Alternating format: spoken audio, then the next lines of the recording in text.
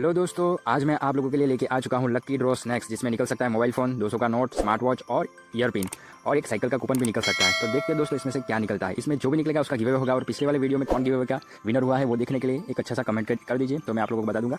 तो देखते हैं इसको कट करके क्या निकलता है। सबसे पहले कट कर लेते हैं। वाह दोस्तों, इसमें से एक मोबाइल फ़ोन निकल चुका है। देखते हैं ये चलता है या फिर डुप्लीकेट है या ओरिजिनल कैसा है, देख लेते हैं। चैनल पर नए हो तो सब्सक्राइब जरूर से कर लीजिए, इसका गिव अवे होगा दोस्तों।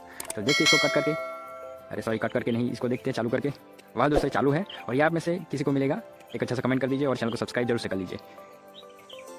वीडियो अच्छा लगा हो तो लाइक कर दीजिए।